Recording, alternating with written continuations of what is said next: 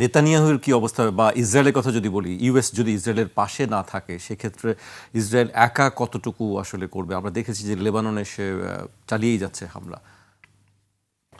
দেখেন আসলে দুইজন একসাথে ডুববে আর কি। কারণ হচ্ছে যে জায়নিস্ট লবি এত পাওয়ারফুল আমেরিকাতে যে ট্রাম্প এখন একটা মানে মানে একটা ওই যে ফাইসা গেছে আর কি, এরকম একটা সিচুয়েশনের মধ্যে আছে আর কি, যে সে কি এখন ওয়াইডার পাবলিক ওপিনিয়নকে দেখবে, কংগ্রেসে তার পলিটিক্যাল সিচুয়েশন কি সেটা দেখবে, না জায়নিস্ট লবির প্রেশার সে মোকাবেলা করবে। সব কিছু মিলিয়ে সে আসলে নিজেও সিদ্ধান্ত নিতে পারছে না। আর লোকটাও তো সুস্থ না, ব্যক্তি নিজেও তো সুস্থ না। তার আচার আচরণ সব কিছুর ভিতরে তো একটা প্রচণ্ড রকমের মানসিক বিকৃতি আছে। তো সেই জায়গায় এবং আমেরিকান এস্টাবলিশমেন্টও খুবই লজ্জিত, বিব্রতকর অবস্থায় আছে। আমেরিকান ডিপ্লোম্যাটরা আমাদেরকে বলেছে যে তারা খুবই বিব্রতকর অবস্থায়, তারা কোনো পলিসি কনসিস্টেন্সি ধরে রাখতে পারছে না। 24 ঘন্টার মধ্যে প্রেসিডেন্ট সব কিছু ওলট পালট করে দিচ্ছে, চেঞ্জ করে ফেলতেছে, কথা দিয়ে কথা রাখতে পারছে না।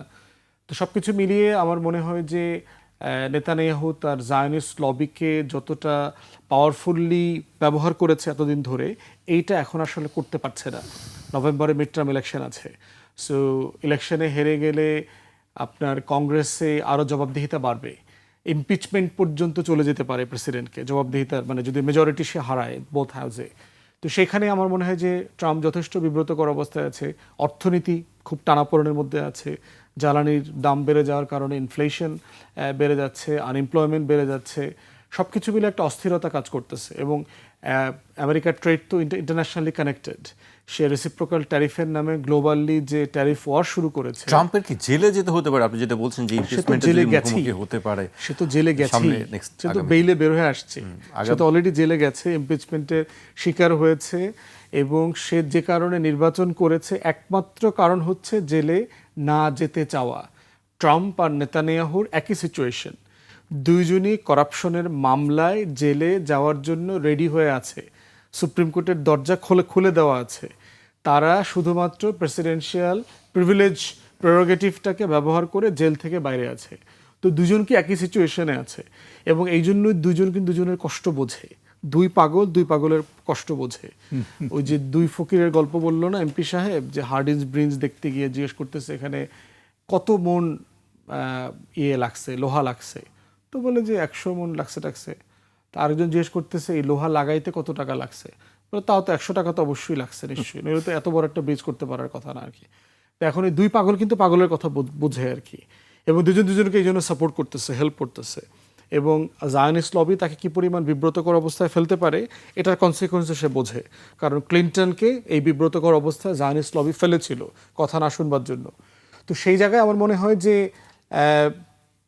মানে পশ্চিমের কোনো দেশই এখন খুবই কমফোর্টেবল সিচুয়েশনে নাই।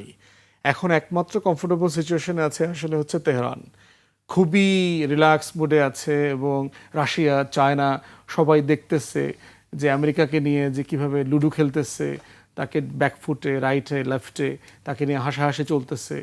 তো সব কিছু মিলে মনে হচ্ছে যে মানে আগামী দিনের গ্লোবাল জিওপলিটিক্সে একটা বড় ধরনের শিফট হয়ে গেল। এবং এই শিফট হওয়ার পিছন থেকে নতুন শক্তির আবির্ভাব যেমন হয়েছে, পুরাতন শক্তি গ্র্যাজুয়াল ডিক্লাইন যেমন হবে। এবং এই শক্তির মানে উত্থান পতনের মধ্য দিয়ে যেটা হবে, সীমান্ত বদলে যাবে। পৃথিবীর ইতিহাস হচ্ছে, স্যার তো এক্সপার্ট এসব ব্যাপারে, 100 বছরের বেশি সীমান্ত আসলে থাকে না অধিকাংশ রাষ্ট্রের। আপনি দেখবেন যে আমাদেরই তো এই রাষ্ট্রগুলো ছিল না তো 100 বছর আগে, আমরা কেউ ছিলাম না, দক্ষিণ এশিয়ার যত রাষ্ট্র আছে। এবং এখন কি ভারতে যে রাজনীতি চলছে, আপনি দেখেন যে তৃণমূলের এমপি খায় ফেলতেছে বিভিন্ন দলের। আপনার দল ভাগায়া এমপিদেরকে আইনা টাইনা টোটাল বিজেপি কিন্তু একটা পলিটিক্যাল কেওয়াস লাগায় ফেলছে রাষ্ট্রের ভিতরে। আপনি দল ভেঙে ফেলা মানে কি? আপনি রাষ্ট্রের রাজনীতি নষ্ট করে ফেলছেন, রাষ্ট্রের স্থায়িত্ব নষ্ট করে ফেলছেন। এর মধ্য দিয়ে কিন্তু এই যে ককরোচ জনতা পার্টির যে আপনার এটা একটা সিম্বলিক ইমপ্লোশন হয়েছে, এই ইমপ্লোশনটা কিন্তু পলিটিক্যাল পার্টিগুলোর মধ্যেও চলছে। তো এইটা দিন শেষে যেটা হবে, অখণ্ড ভারতের আইডিয়াটা হচ্ছে একটা ওই যে নাৎসি ফ্যাসিস্ট টাইপের একটা আইডিয়া। দিন শেষে সে কী করবে, তার চারপাশটাকে নিয়ে ভূমিকম্পের মতো একবার ডুবে যাবে। এছাড়া তাদের হাতে বিকল্প কোনো পথ খোলা থাকে না। নেতানিয়াহুর অবস্থাও তাই আর কি। সে নিজে ইসরায়েলকে সহ ডুববে এমন সকল বাস্তবতা সে তৈরি করছে। এর মধ্যে আবার সে আকাশকুসুম চিন্তা করছে, সে নাকি ইস্তাম্বুলে অ্যাটাক করবে, ইস্তাম্বুল ফিরায় নেওয়া যাবে, এটা সেটা।